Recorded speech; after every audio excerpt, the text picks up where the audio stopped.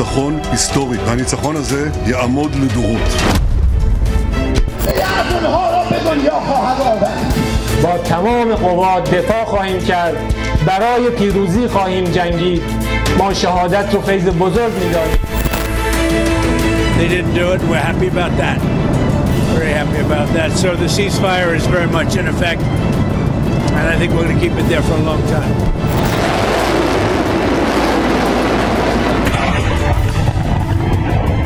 Pengaruh Rusia lebih besar ya di kawasan itu, khususnya dengan pemerintah Iran. Jadi saya kira peran dari pemerintah Rusia akan sangat besar. Ya, semua akan berusaha untuk deeskalasi.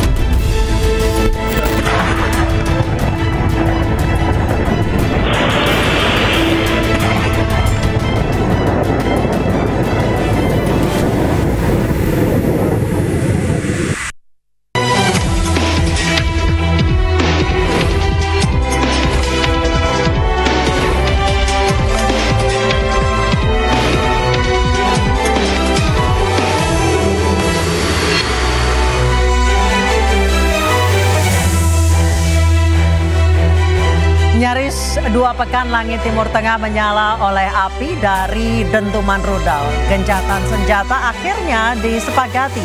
Iran dan Israel saling klaim kemenangan. Apa kesepakatan di balik gencatan senjata? Apakah ini akhir atau justru awal dari babak yang lebih gelap? Bersama saya Anisha Dasuki, inilah interupsi bara konflik Iran-Israel. Masihkah menyala?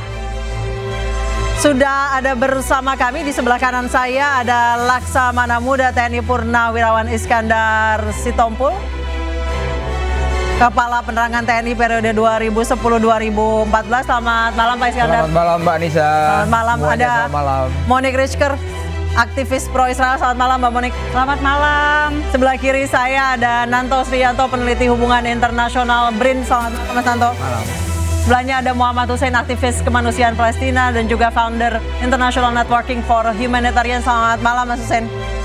Saya ke Mas Nanto terlebih dahulu. Mas Nanto, ini perangnya sudah beres. Siapakah yang menang? Karena dua-duanya saling klaim kemenangan. Ya, pertama kalau klaim itu kan menjaga masa ya. Masing-masing pendukung pasti mengklaim kemenangan dan itu adalah bagian normal dalam sebuah dan ceasefire-nya agak gantung ya? Ya, ceasefire gantung. Siapa yang mulai, siapa yang berhenti, siapa yang ini. Ya memang ini lakonnya. Siapa yang berhentiin? Ya, lakon ini layak diangkat jadi topik stand up comedy kayaknya. Pertama yang perlu kita lihat adalah apakah ini masih berlangsung atau tidak. Saya rasa beban ekonomi yang begitu besar yang menjadi salah satu pertimbangan. Lain dari hal itu adalah bagaimana sebenarnya target buat sebagian pihak yang menginisiasi ini mungkin sudah sedikit tercapai. Apa, naikin harga minyak?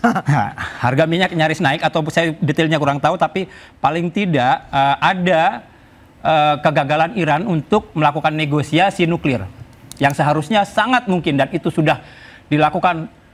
Saya menulis tentang Iran tahun 2000-an dan itu sebenarnya kita punya data bahwa Amerika dan Iran pada prinsipnya bukan konflik ideologis, tapi ada persoalan ekonomi yang menggantung antara keduanya.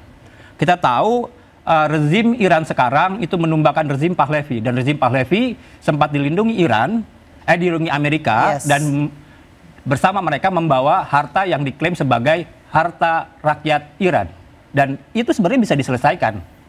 Namun selalu ada sabotase di saat Iran dan Amerika ingin mendekat. Dan yang kemarin terjadi buat saya tidak lepas dari pola-pola serupa dari sejak lama. Apa tuh Mas? Ya, Israel sepertinya tidak mau Iran dan Amerika itu menemukan jalan terbaiknya gitu. Oh, oke. Jadi Mbak Monik tanggapannya langsung ditanggapi? Ini baru kali pertama sih saya dengar ada argumentasi bahwa Israel menyerang karena ingin menggagalkan hubungan antara Amerika dan Iran gitu ya. Karena Amerika memuji Iran dan Israel dua-duanya ketika mengumumkan ceasefire. Dan itu nggak masalah, itu urusan Amerika. Saya bukan pengamat Amerika. Saya dalam hal ini standing point saya adalah Israel. Israel melakukan serangan ke instalasi nuklir Iran karena diperkaya sampai jumlah yang tidak boleh. Iran hanya boleh 3,67% uranium. Yang boleh nentuin boleh tidaknya siapa? Ini kesepakatan tahun 2015 dengan NPT. Ya, dengan Presiden Obama. Ternyata 17 Mei 2025. Tapi kan Iran nuklirnya untuk PLTN, Mbak. Nah, itu dia. Kalau untuk PLTN, maka batas nuklir yang boleh itu hanya 3,67%. Tapi 17 Mei, Badan Energi Atom Internasional menemukan data sampai jumlahnya sudah 408 kg uranium yang diperkaya 60%. Dan Kalau itu cukup. Israel punya berapa, Mbak? Dan itu cukup untuk membuat 42 bom nuklir karena itu cukup untuk membuat 10 bom nuklir karena dibutuhkan 42 kilo uranium untuk 1 bom nuklir. Oke, kalau Israel sendiri punya berapa, Mbak? Israel sampai hari ini saya tidak tahu jumlahnya karena tidak pernah ada rilis data resmi ya. Oke, Mas Hussein silakan. Punya data nuklir Israel nggak? Kalau Iran tuh memang salah satu negara yang cukup terbuka dengan nuklirnya. Bahkan India, Pakistan justru nggak pernah terbuka. Justru kebalik, tidak terbuka. Silakan, Mas Hussein. Sebetulnya kalau kita bicara data spesifik itu nggak perlu juga. Tapi yang pasti banyak indikasi yang mengarah pada kepemilikan Israel terhadap tapi punya kan nuklir? pasti. Gini. Tahun 1980-an atau 60-an saya kurang ingat ya. Kampus pertama yang didirikan di Israel itu Hebrew University kalau nggak salah itu. Didirikan oleh siapa namanya Einstein. Dan di antara salah satu jurusan pertamanya itu adalah nuklir.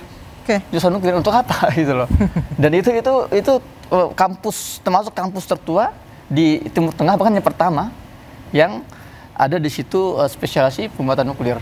Jadi kalau sekarang Israel, dan sebetulnya sih nggak ada juga yang meragukan kepemilikan Israel terhadap nuklir, itu sesuatu hal yang sangat aneh aja sebetulnya. Indikasi menunjukkan ya Israel pasti punya nuklir dan nggak mungkin juga dia dengan backup dari Amerika dan negara-negara Eropanya ya tidak memiliki senjata untuk menjaga dominasi mereka di wilayah itu.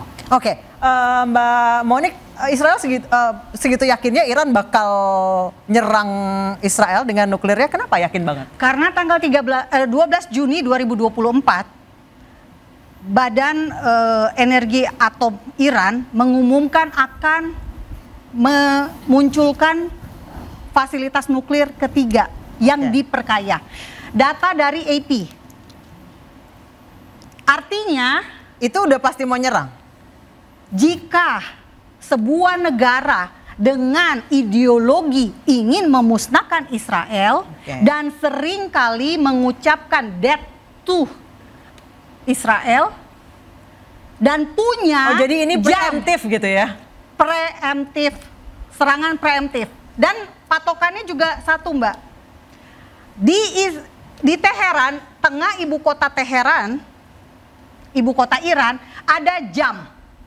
Jamnya ini menunjukkan detik-detik untuk kehancuran Israel. Oke, Mas Nanto silakan ditanggapi. Ya, pertama yang menarik adalah Israel begitu peduli dengan nuklir Iran, sementara Israel bukan anggota NPT.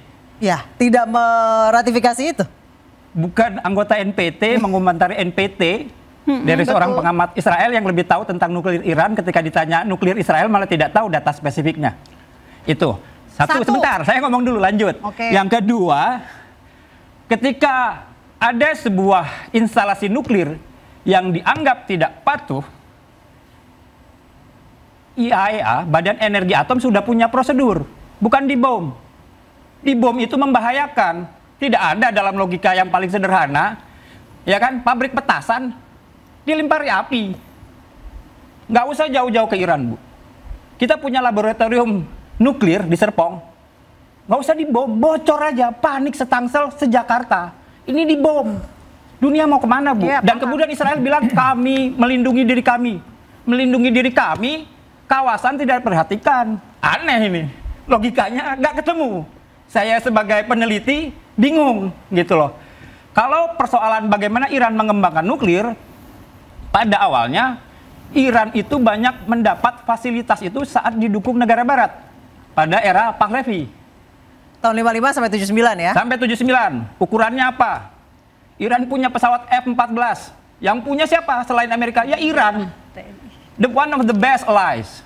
Suddenly berubah tuh. Instalasi yang lama masih ada. Terjadi negosiasi. Gitu. Walaupun Iran diblokade sampai kemudian pada peralatan militer terjadi kanibalisasi dan seterusnya. Buat saya, Iran di tengah isolasi berusaha mendekati IAEA, bahkan pada tahun 90-an salah satu pendukung Iran untuk kemudian menjadi good international citizen adalah Eropa. Ini sebenarnya digagas terus. Pada era Obama ada, silakan dibuka catatannya. Nggak usah jauh-jauh, di Obama ada. Saat Iran mau negosiasi terjadi ini, dan saya tidak pernah mengatakan, selalu yang dipertanyakan, apakah Iran masih mampu mengembangkan nuklir? Pertanyaan bukan itu. Kalau memang ada nuklir, berarti dunia sudah kacau di wilayah itu. Itu nggak pernah ditanya. Itu.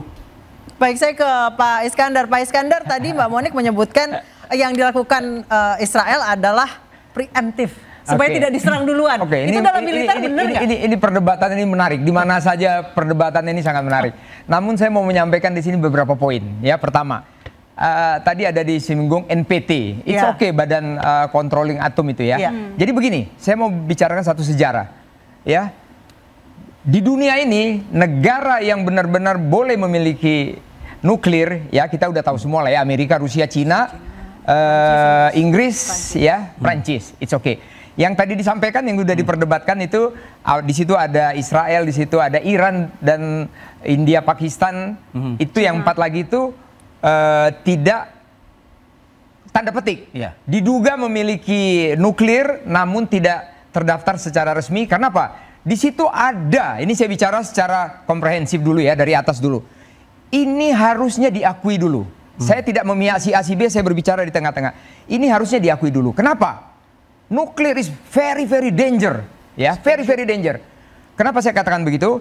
Tahun 68, 1 Juli 68 itu sudah diakui 5 negara ini. Namun baru berjalan 70, baru berjalan lagi 4 negara yang tadi. Nah, kita kembali kepada topik kita, Israel dan Iran. Ini diduga ada memiliki nuklir yang sangat berbahaya. Kenapa sangat berbahaya? Kita tahu. Ini dari zaman dulu orang negara yang dua ini berantem terus, perang terus. Memang ini hobinya begitu. Nah, yang ditakutkan, sekarang mereka sudah mulai memainkan ICBM-nya atau IRBM-nya ya. Itu bisa interkontinental, tapi kalau dikatakan di daerah situ mungkin regional saja ya. Karena jaraknya hanya 1.400, 2.000 lah paling jauh. Nah, yang dibahayakan, sudah mulai ada ancaman-ancaman. Manakala, saya akan begini, manakala. Sekarang saya mau sampaikan begini. Cukuplah bom nuklir itu diledakkan pada saat Perang Dunia Kedua. Itu di mana? Hiroshima dan Nagasaki. Cukuplah di situ. Korbannya berapa? 150.000. Dan sampai sekarang dia punya radiasi apa? Masih ada yang cacat tuh di sana. Kalau kita ke Jepang masih ada yang cacat. Nah, kalaulah dua negara ini, saya katakan tadi, saya berusaha meninjau itu goalnya apa? Marilah negara ini berdamai-damai. Kenapa? Kalaulah itu sampai mereka perang nuklir, itu seluruh kawasan. Iran penduduknya 90 juta, mau dikemanakan tuh semuanya? Israel penduduknya 9 juta, sedikit. Tapi kawasan yang lain, kurang lebih 9-10 juta, nanti saya dikoreksi. Mau kemana kita semuanya? Apakah kita mau seperti Perang Dunia Kedua lagi? Dan itu kawasan rapat-rapat ya? Bukan rapat lagi, Mbak. Itu perbatasan darat, Mbak. Iya. Kalau kita dengan negara lain masih perbatasan laut ya. Ini darat semua. Pakai mobil aja nyampe kemana-mana, Mbak. Iya. Mungkin kita merokok gini aja sampai ke sana tuh asapnya tuh. Apalagi radiasi. Ini yang kita takutkan. Makanya benar-benar harusnya prosedur dari yang tadi disampaikan sama pengamat masalah NPT tadi itu ada prosedurnya. Harus menyampaikan laporan, pembuatannya sampai di sana, jenisnya apa. Tadi sudah disampaikan Mbak Moni berapa gram. Jadi semua orang itu tahu, oh ini akan jadi sekian puluh hulu ledak. Ini jadi sekian begini. Bisa menghancurkan apa. Ini yang perlu kita waspadai. Jadi sebenarnya di sini semuanya, kenapa sampai seperti ini hebohnya? Karena dua negara ini kita tahu, dari dulu 50 atau 100 tahun yang lalu memang mereka sudah berperang terus. Ini yang kita takutkan. Makanya semua negara, ini harapan kita. Amerika, Presiden Trump colek Israel. Syukur-syukur Iran itu ada Presiden Putin dengan China colek itu Iran karena mereka itu ya itu semua pertemanan semuanya. Bagaimana ini jangan sampai ada yang menembakkan apa yang kita lihat-lihat di media itu. Sampai kita lihat itu bagaimana ICBM tancap itu begitu seremnya. Kalaulah itu hanya 2 atau 3 diledakkan, selesai itu semua kawasan. Ini yang bisa saya sampaikan. Baik, setelah perang selama 12 hari katanya Israel akan kembali fokus ke Gaza yang sudah hampir 2 tahun menderita. Kita akan bahas usai jeda, tetap di Interupsi.